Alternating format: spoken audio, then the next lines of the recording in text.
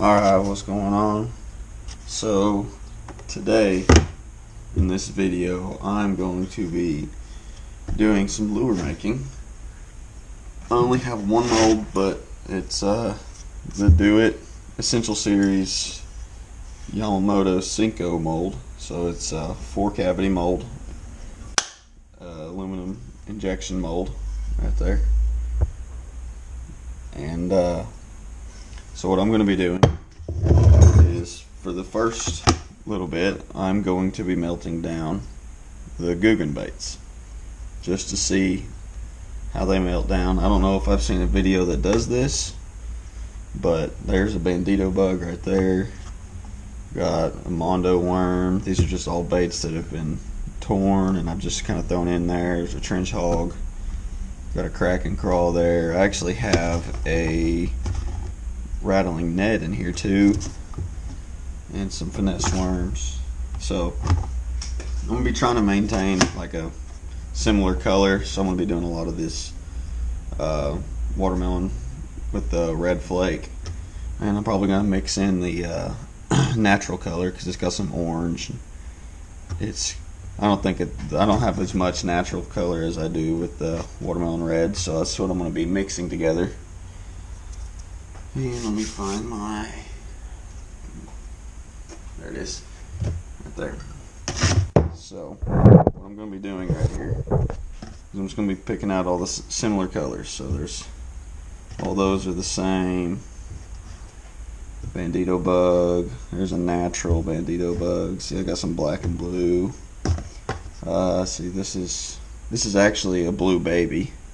Throw that one in there. Another red flag. Okeechobee crawl. I don't want to throw that one in there. Natural. There's a natural. That's actually looks like just a green pumpkin. There's not just with the black flake in there. Let's see what else I've got in here. I think that's going to be, well, throw that one in there too. Another green pumpkin. The rest of them are going to be a little bit different colors. I don't think I have any. This is all my black and blue.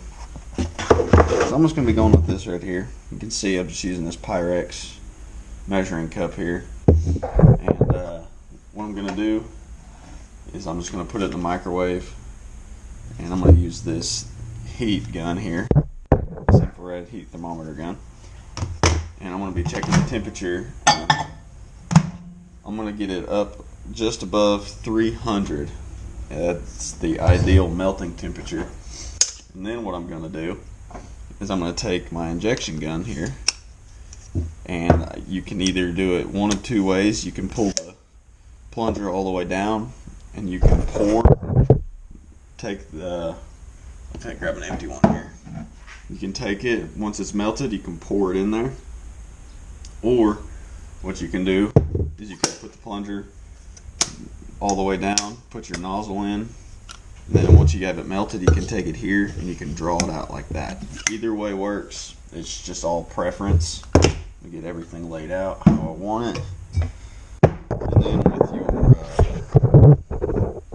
with your mold here, you want to make sure and clamp your mold down. So I'm going to go ahead and do that now. I've just got a little small 12-inch clamp here. It doesn't have to be anything crazy, nothing specific. And I just take this quick grip handy clamp here. This one, I just clamp the back of it down like that. So as you can see, I've got it all clamped down. There's my nozzle, got the breathing holes up here, and once we get to the part where we start filling it, I will explain more on how to go about doing that. So right here we're gonna go and go 2 minutes off the bat, and then once this is done, I'll be right back with you to show you how to check the temperature, do all the stirring, make sure everything is melted right.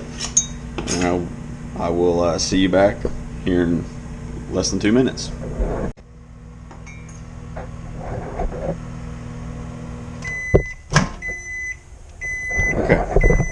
So another thing I forgot to mention is that one thing you really need is you're going to need like an old knife. I'm using an old butter knife. You can use an old spoon. And then another thing is you're going to want to have a window open, have some ventilation, because I don't know if you can see it in the light here, but that plastic smoke, I don't know exactly if it's how bad it is for you, but it can't be it can't be too great for you. But I'm going to mix this up, and it's definitely not the right consistency yet. Still a little chunky, but it's all starting to mix together. I'm going to try and give you a good view of what it's looking like. It's you can see right there, it's all mixed together. It's made actually a really good looking color. Got red flake, I can see some blue, black, some orange. It's got all pretty much a good mixture of everything in there. So I'm going to take the gun here. It'll turn on. There we go. Okay, so right here, this gun's got a laser on it, so it just kind of tells you it's 230, 240 degrees roundabout.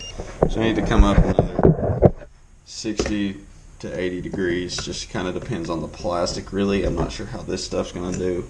This is my first time melting down Googan baits. It might be a little bit different than the regular plastisol. I do not recommend doing that once it gets up to the upper 2s and 300s. And then once you get up to that high of a temperature, you're going to want to have a nice pair of gloves. These are rubber palmed. They help out a lot. I've burnt myself more times with this hot plastic, and you don't want to do that, because once you do that, it sticks like glue to your hand and it's molten. It's super hot and it will blister. So let's give this another minute, see where it goes from there. Okay, now as you can see, that is much more of a liquid. There's still some chunks in there, but that's much more of a liquid. Always give it a stir. That way it mixes evenly. And what we're looking at right now is about 300 degrees. So it's there, it's ready to go.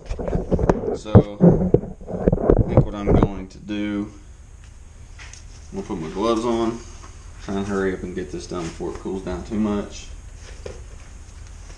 And I'm going to do the pour in. I'm just going to give it a good stir there, lay that somewhere you don't make too much of a mess, because this stuff can be messy. And then I'm going to take this.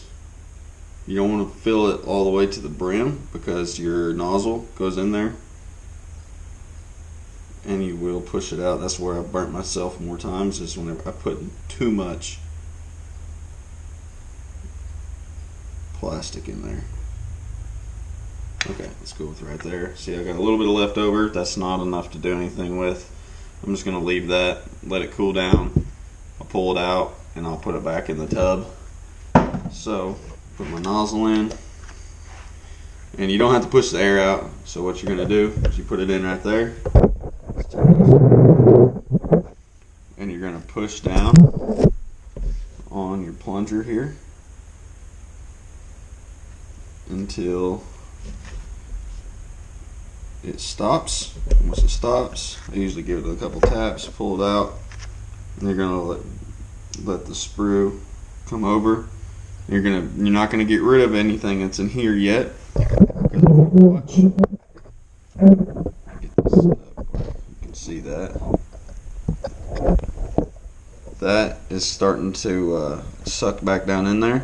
So what we're gonna do, just going to top it off with a little bit, and that will, doing that right there will prevent any air bubbles in there. And now what you can do, you can put all your excess in there, and you want to make sure to hold on to your nozzle with this one, because it will shoot that nozzle. It will push that nozzle down and out of there, and I'll show you so you can see it starting to push out. Just gonna hold on to that, push your plunger with the other hand, and there's a clean, nice clean nozzle. Set that off to the side. If you can see how quick that stuff cools down, right here, this stuff right here is already starting to cool down and turn into a solid. There's that right there. Everything's clean. You got all your extras in there. Now we'll just wait for everything in the mold to cool down. And once we get there, then I'll show you the next step. Alright, so now you can usually tell when it's cool enough to open back up by this little sprue right here. Usually if that's pretty cool, it's pretty good. So usually if that's pretty cool, then you can usually open it up. And so this is the first time I've ever melted down Googan baits, so it's about to see just how well they recycle.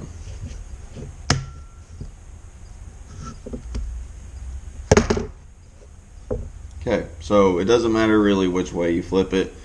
One way it'll stick to one side, and you can flip it and it'll stick to the same side. It's just kind of, you just kind of open it up. So take it here, open it, and right there, those actually look really good. Let's get these in the light a little bit for you. And those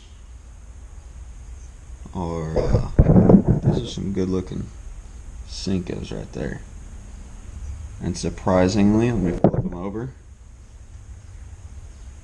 You can actually kind of tell where the that natural color from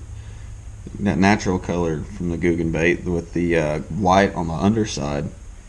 You can actually kind of tell that was in there, but I think that turned out surprisingly well. That actually looks like a really good bait right there. And so now what you do is, I've got these little things on my shelf. You can take, I just take them. Sorry about that. I can just take them right here, hang them, let them hang straight. That way they don't get a bend in them. And I'll just let them sit right there like that. Cool down, harden up, and that's it right there. Melted down Googan baits. And now I'm ready to go catch a fish on these. So stick around.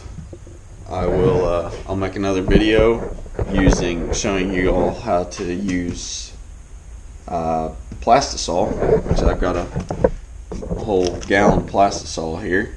And I don't have a whole lot, but I've got some colors, and I've got some worm oil. I'll probably mix some of that, the sinking additive. I got glitters. I've got hyper highlights, which adds like a purple highlight to it. I actually got all over my fingers right there. Some glitters. I've got a bunch of different colors. So those of y'all who are watching this video, I'm gonna lay out some colors here. Comment down below. Let me know what color you want me to do. So we've got right here, we got fluorescent orange, motor oil, June bug, chartreuse, watermelon green, and I've got one more. I've got cinnamon right here. And then my glitter options are going to be silver, blue, and orange right there. And then I've got this, it's kind of a purple, it's a violet pearl hyper highlight. And so yeah, just let me know what colors y'all want me to do, and I'll make a batch of worms with those. And